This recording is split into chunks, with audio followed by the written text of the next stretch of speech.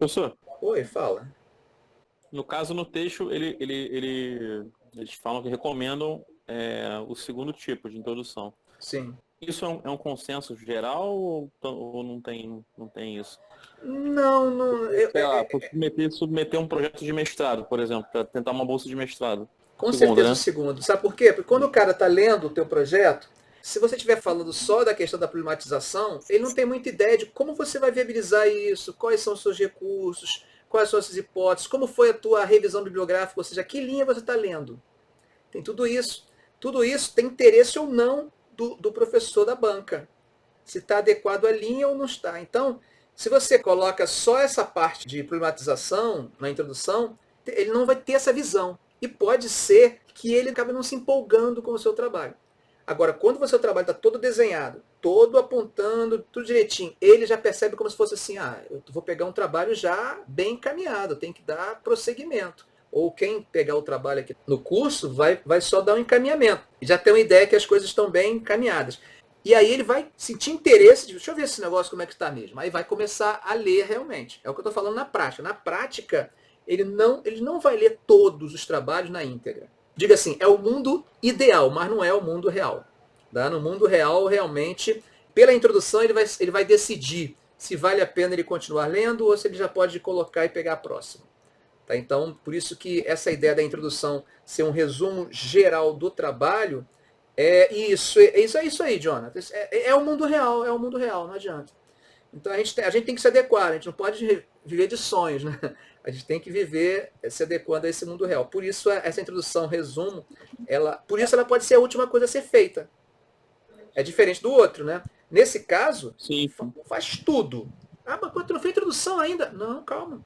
Depois tu fizer tudinho, aí sim, aí tu senta, como é que eu vou fazer, deixar esse trabalho, não precisa botar em tópicos, né? Coloca textualmente, mas você vai estar todo organizadinho, batendo com os pontos principais que o seu trabalho já fez. Quando o cara lê aquilo ali, ele tem uma ideia do que. Aí ele vai assim, deixa eu ler isso mais atenção agora, porque eu sei onde ele vai. Ele já apontou, isso mesmo. Pô, realmente, essa obra aí se encaixa muito nesse assunto e tal. Mas eu posso somar essa outra. Deixa eu ver como é que ele está dialogando. Aí pronto, ele vai sentir interesse. E depois que ele começar a ler, normalmente ele se compromete com a leitura.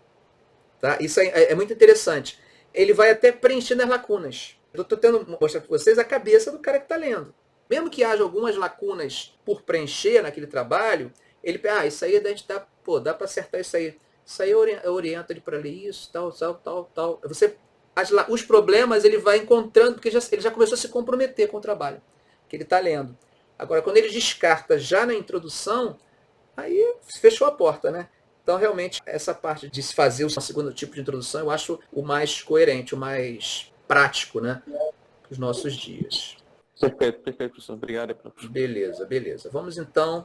O recorte temático diante de suas motivações sociais e interdisciplinares. O outro ponto do seu trabalho é fazer o seu recorte temático. O recorte parece uma coisa muito simples, mas não é. A gente tem que entender quais são os elementos que vão influenciar nessa hora de a gente fazer os recortes temáticos. Não é apenas uma coisa técnica. A gente fala assim, não, estou falando disso, tem que falar disso. São vários fatores que vão contribuir para te levar a esse recorte temático.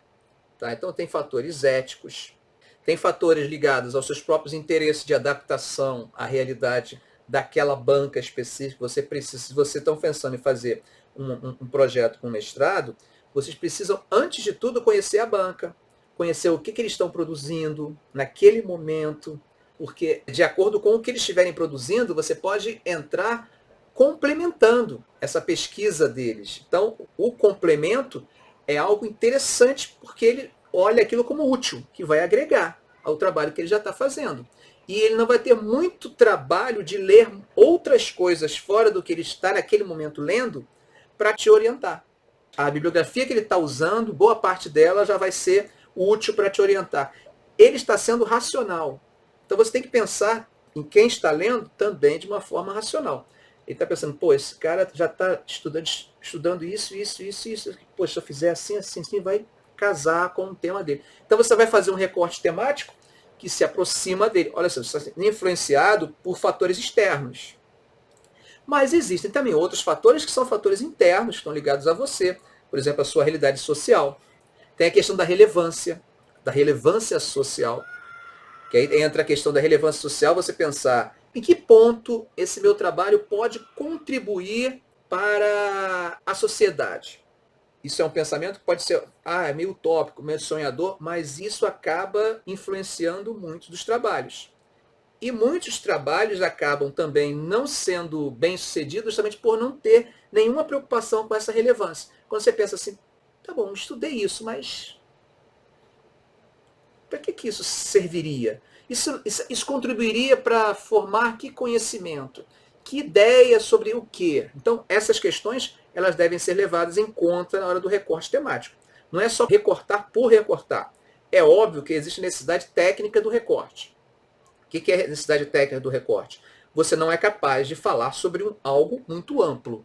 Então você precisa recortar justamente para você conseguir falar o melhor possível sobre alguma coisa. Então a ideia é de você recortar. Então você pensa assim, a mulher brasileira. Tá, beleza, legal, a mulher brasileira, coisa maneira. Mas o quê? Vem aquela pergunta. Alguém olha para você, aí você, a mulher brasileira no século XX. Você recortou, né? Algum recorte você fez, mas a pessoa vai continuando para você. E aí, esse recorte vai acabar sendo influenciado por outros fatores, por momentos históricos, por reflexões, por leituras. Todos esses elementos vão acabar contribuindo. Pela questão ética, e aí a questão ética tem que tomar cuidado, porque a questão ética pode acabar sendo influenciada pelo elemento político. A gente olha aqui o político, temos que saber medir até que ponto o político ele contribui e até que ponto esse elemento político ele atrapalha. Essa discussão entre o distanciamento e a aproximação, ela é muito complicada. E aí eu vou dar um exemplo meu. Talvez com o meu exemplo fique mais fácil. Desde a faculdade, eu tinha vontade de escrever sobre o protestantismo. E eu sou protestante. Nasci no meio protestante. Então, eu tinha vontade de escrever sobre o protestantismo, mas eu tinha medo. Então, na faculdade, eu não escrevi. Escrevi sobre outro assunto. Escrevi, na época era monografia, né? Então, eu fui escrever sobre Revolução Cubana. Na graduação, a Revolução Cubana. Aí fui após a graduação, aí vou escrever sobre a religião. Não me senti seguro à vontade para escrever. Aí escrevi sobre o rádio na Era Vargas. No mestrado é que eu fui me aventurar a escrever. Eu apanhei muito por causa da parte teórica, porque eu tinha preocupação de escrever um trabalho científico totalmente distanciado do elemento. Tanto que aconteceu uma experiência muito interessante. Uma vez a minha esposa pegou uma cópia, sem me falar, pegou uma cópia da minha monografia, da minha dissertação e levou para um pastor ler. Quando ela me contou isso, eu falei, por que você fez isso? Não, porque para ele saber, ele não vai entender nada. Provavelmente ele vai achar que eu sou ateu. Porque eu escrevi como historiador, eu não escrevi como religioso. Exatamente. A minha preocupação era ter esse afastamento o máximo possível, tratar, por exemplo, o elemento religioso como um fato. Exatamente. É como se assim, eu estou pensando a religião como um produto humano. Então, foi o homem que construiu o elemento religioso. Isso é uma visão histórica. Isso não é uma visão religiosa. E aí, eu tinha que ser capaz de construir algo dessa forma, por mais que eu fosse religioso. Aí, com o passar do tempo, eu entrei em contato com um rapaz lá de Paraná, que estava fazendo pós-doutorado num tema desse. E aí ele se amarrou no meu trabalho e começou a dialogar. E ele falou assim, olha só, existe uma questão muito interessante no seu trabalho. O quê? O pertencimento. Eu falei, como assim? Eu já me senti ofendido. Porque eu achei que ele estava falando que naquele trabalho eu estava demonstrando a minha religiosidade. Aí eu falei, poxa, mas eu tentei evitar tanto isso. Ele falou, não é isso que aconteceu no trabalho. o que aconteceu é a sua capacidade de compreensão do fenômeno, por você estar dentro.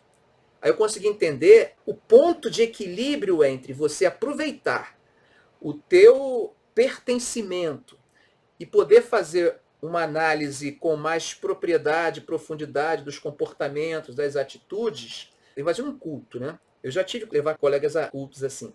Ele quer discutir um ritual religioso. E aí eu levo o rapaz. Ele vai fazer entrevistas. As pessoas com quem ele está fazendo entrevistas já estão com a guarda levantada. Então, por mais eficiente que ele seja, ele vai ter algumas dificuldades de conseguir captar determinados espíritos, etos daquela prática. Isso para mim não era um problema, porque eu conhecia essas práticas. Então, esse foi o elemento que eu tive que ter o cuidado de estar dentro, ser capaz de escrever sobre, mas escrever como um objeto.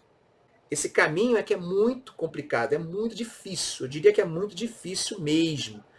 Beleza? Bom, eu acho que essa questão acho que ficou clara para vocês. Esse recorte ele vai ser influenciado pelas suas realidades sociais, pelas suas realidades históricas, pela questão da ética, por muitas vezes o seu posicionamento político, só que tem que ter cuidado para não misturar essas coisas, né?